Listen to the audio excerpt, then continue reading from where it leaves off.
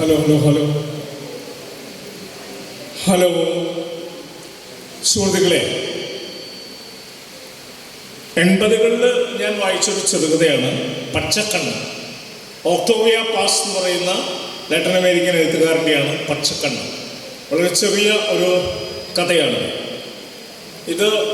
കലാകൗമുദിയുടെ കഥ എന്ന് പറയുന്ന അന്നത്തെ കഥകൾ മാത്രം വരുന്ന മാസികയിൽ നിന്നാണ് ഞങ്ങളിത് കണ്ടെത്തിയത്.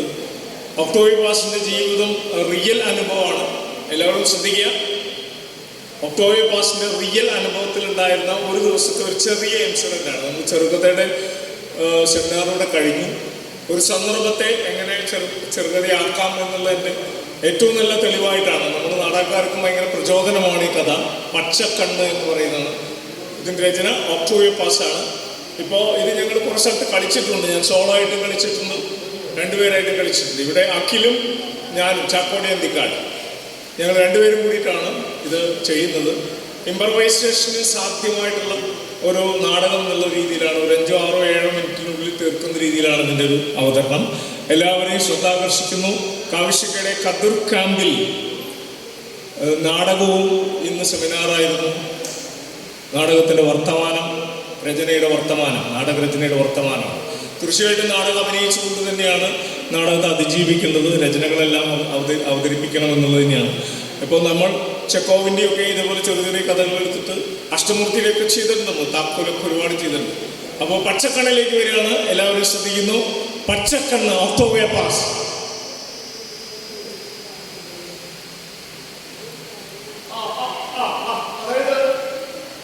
ശരിയാണ്, ഞാൻ പൈസ വാങ്ങി, ഞാനൊരു കഥ നിങ്ങൾക്ക് തരാമെന്ന് പറഞ്ഞ് പൈസ വാങ്ങി 6 മാസമായിട്ടുണ്ട്.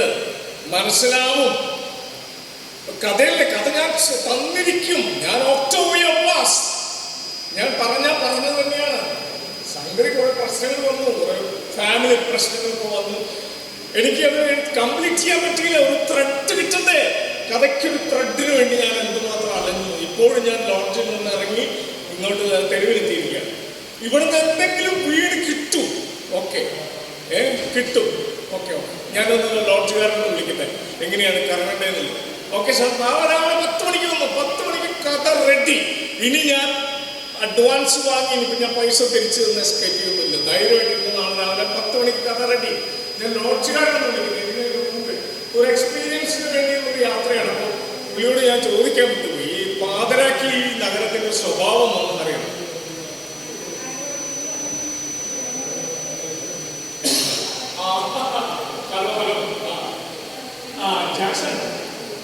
ജാക്സൺ, ഞാൻ ഇങ്ങനെ വന്നിരിക്കുകയാണ്. ജസ്റ്റ് ഒരു ബാറ് നടത്തുന്നില്ലേ. അപ്പോൾ ഈ ബാറിനുള്ളിൽ കയറിയാൽ ഈ സമയത്ത് ക്ലോസിംഗ് ടൈമാണ്. എന്തെങ്കിലും കാര്യം നോക്കാന്നല്ലേ. അത് കഴിഞ്ഞാൽ പിന്നെ ബ്രിഡ്ജ് പാലത്തേക്കുള്ള പോയി നോക്കാം. ഓക്കെ, പിന്നെ ഇൻസ്പയർ നമുക്ക് പ്രചോദനം ഉണ്ടാവുന്ന സ്ഥലം പുഴയുണ്ട്. പുഴയുണ്ട്. ഓക്കെ, അവിടെയൊക്കെ പോവാം. ഏത് സ്ട്രീറ്റ്? ഡിസ്ട്രിക്ട് ആശുപത്രിയുടെ പുറകിലെ സ്ട്രീറ്റിലേക്ക് പോകരുത്. നിയോൺ ലൈറ്റൊക്കെ ഇല്ല. ആ സ്ട്രീറ്റിലേക്ക് പോകരുത്. It's A dangerous way. Okay okay okay, I will keep ഞാൻ അങ്ങനെ പോകുന്നില്ല. ജാക്സൺ, ഓക്കെ, ഞാൻ തിരിച്ചു വന്നത് പറയാം. ഓക്കെ, ഞാൻ ആദ്യം ബാറിലേക്ക് ഒരടി. യെസ്,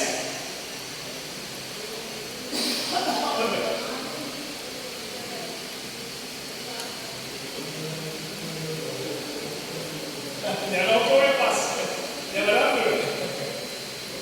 ഒരു കഥയുടെ 2 വയസ്സ് അറിയില്ല, ഒന്നും കിട്ടുന്നില്ല. പാലം ശൂന്യമാണ്.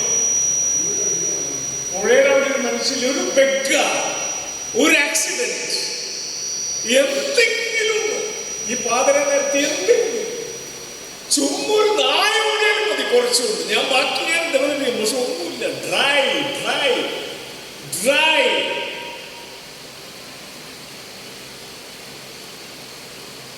നിയോൺ വെളിച്ചമുള്ള ഡിസ്ട്രിക്ട് ഹോസ്പിറ്റലിന്റെ പുറകിലെ വഴിയിലേക്ക് പോകരുതെന്നല്ലേ ജാക്സൺ പറഞ്ഞു. പോയാൽ എന്ത് സംഭവിക്കും നോക്കാൻ. പോകരുതെന്ന് പറയുന്നത് കലാകാരൻ പറയുന്നത് നിങ്ങളുടെ അനുഭവം നേടി പോകരുത്. പോയി നോക്കാം.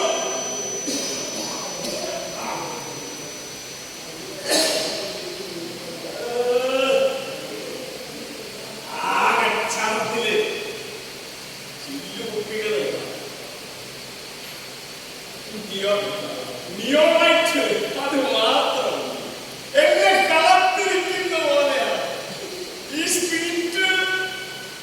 ഒന്നുമില്ലെങ്കിൽ ഒരു ആശുപത്രി തുറന്നെങ്കിൽ ഞാൻ കളയാം. ഇവിടെ എന്താ ഡേഞ്ചറസ് ആയി എനിക്കൊരു പ്രശ്നം തോന്നുന്നില്ല.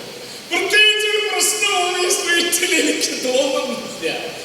ശരി, അങ്ങനെയാണ് രസമാണ്. ഒന്നും തോന്നുന്നില്ല.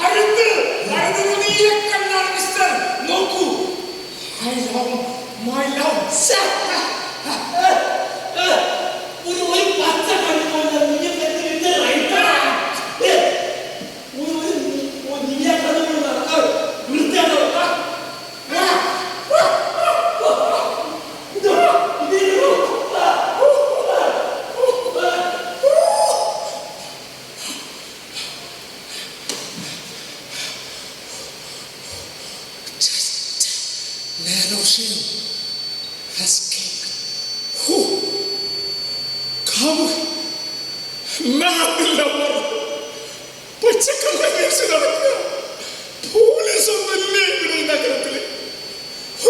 ഒരു പേനയുമായിട്ടാണ് ആ പെണ്ണി നടക്കുന്നത്. കണ്ണു പറഞ്ഞെടുക്കാൻ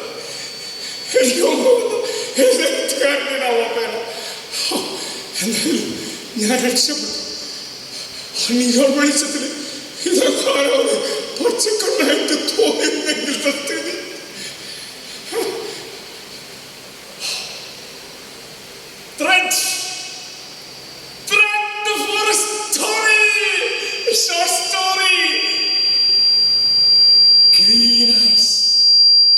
പച്ചക്കണ്ണ് രണ്ടു പേഴ്ച ഈ അനുഭവത്തെ ഹലോ ഹലോ എടുക്കല്ലേ?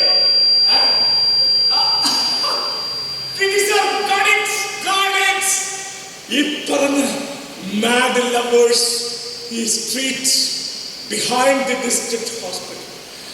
എന്താ ഈ സ്ട്രീറ്റ് പേര് സാർ? Mad lovers street.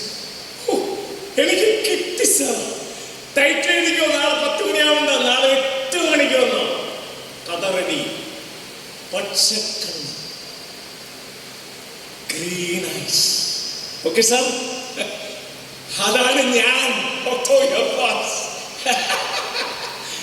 അനുഭവത്തിൽ നിന്ന് കട്ടഞ്ഞെടുക്കാൻ എനിക്കറിയാം. Sarath green eyes. Okay okay okay സുഹൃത്തുക്കളെ, ഇതാണ് കഥ. ഒക്ടോവിയ പാസിന്റെ റിയൽ ജീവിതത്തിൽ സംഭവിച്ച. ഒക്ടോവിയ പാസ് മഹാനായ കവി കൂടിയാണ്. ഒരുപാട് അത്തരം ഇൻസിഡൻസ് നമുക്കും നമ്മുടെ ബഷീറും എല്ലാവരും ചെറിയ ചെറിയ ഇൻസിഡൻസ് ഇങ്ങനെ നമ്മുടെ ഡെയിലി ലൈഫിൽ എവിടെയോ മറഞ്ഞിരിക്കുന്നുണ്ട്. ഒരു ത്രെഡ് കഥയുടെ കവിതയുടെ എന്നൊക്കെ എല്ലാവരും പറഞ്ഞ പോലെ തന്നെ മൂന്നാമതൊന്നും അത് പിടിച്ചെടുക്കണം എന്ന് മാത്രമേ ഉള്ളൂ. എന്തായാലും ഈ ഇംപ്രവൈസേഷന് വേണ്ടി ഇവിടെ വേദി ഒരുക്കിയ എനിക്കും അഖിലിനും ഈ വേദി സമ്മാനിച്ച കവിശിക സംഘാടക സമിതി, ഞാനടക്കമുള്ള സംഘാടക സമിതിക്ക് നന്ദി രേഖപ്പെടുത്തുന്നു. കതിർ മുന്നോട്ട് വൈൻഡപ്പ് ചെയ്യാറായെങ്കിൽ വൈൻഡപ്പ് ചെയ്യുക. ഇങ്ങനെയാണ് ഞാൻ തീരുമാനിക്കുന്നത്. നമുക്ക് പരിപാടി നിർത്തി വയ്ക്കാനുള്ള അന്ത്യശാസനം വന്നു കഴിഞ്ഞു. നമുക്ക്